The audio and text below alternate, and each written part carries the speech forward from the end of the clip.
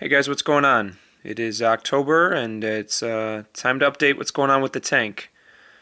So things have been going really well, specifically up here with the 180, and no real changes in the tank.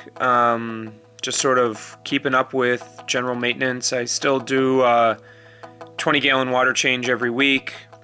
No real changes to the tank. Fish wise, everything's the same. I did add a piece of coral I'll show you in a minute. But generally speaking, the tank is just kind of humming along. No major changes. Corals are doing really well. Just a couple of issues I'll kind of highlight as far as what's been going on with the tank. But generally really happy with everything that's going on up here. And I will sort of expand on the changes when we get downstairs. So here's the tank. If you're not familiar, it's a 180-gallon Peninsula Reef tank that divides our kitchen from our living room. And I'll just kind of walk you in here and give you a little look at the corals.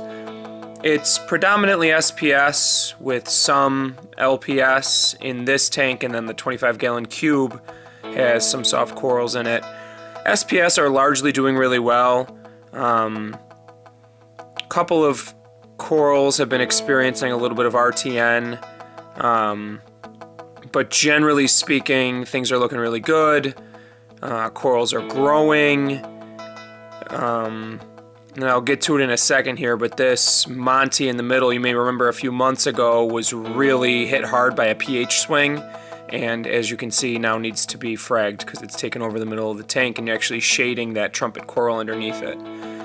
This guy's got a little bit of RTN in the inside of him, as does a couple of pieces of the Slimer.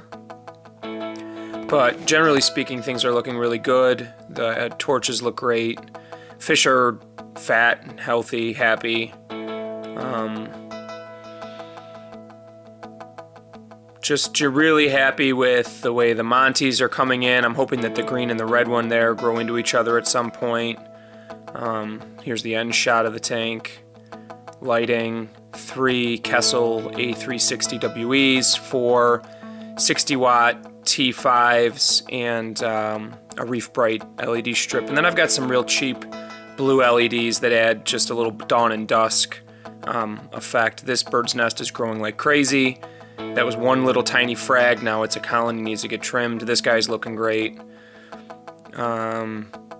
These guys, the SPS are doing really well. This guy's brand new. Just picked him up today. It's a pink tabling Millipora.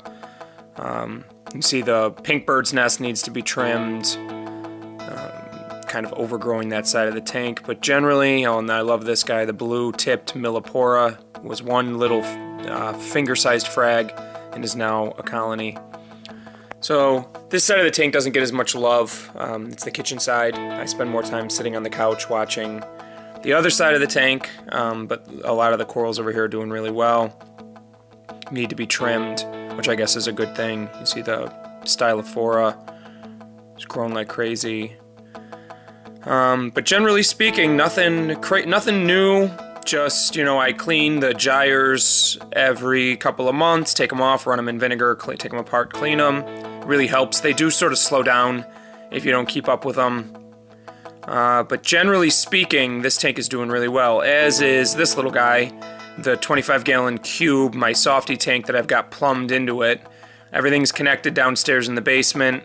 This guy's lit by a Kessel A80, and the corals are doing great. Got a little bit of cyanobacteria in here. I don't clean this tank much. I kind of just let it go. Algae-wise, I let it go. And I've got a little bit of bubble algae. There's a little pygmy hawkfish. There's 2 clowns in here who hide all the time. They never come out. There's a yellow watchman goby and a few other critters in there. But this tank is really nice, very low maintenance. I just cleaned the glass today for the first time in a while. It does not get a lot of maintenance, whereas daily I clean the glass on the big tank. So up here, no changes really, just enjoying the tanks. The major changes are downstairs, which I will take you to now and show you what's going on.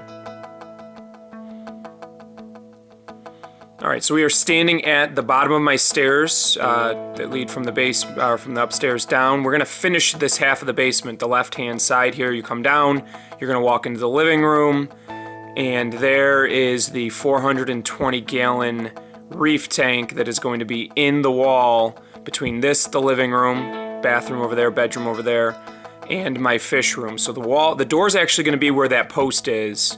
And so the tank will jut out into the living room about 20 inches, so you'll be able to see down half of the side of the tank.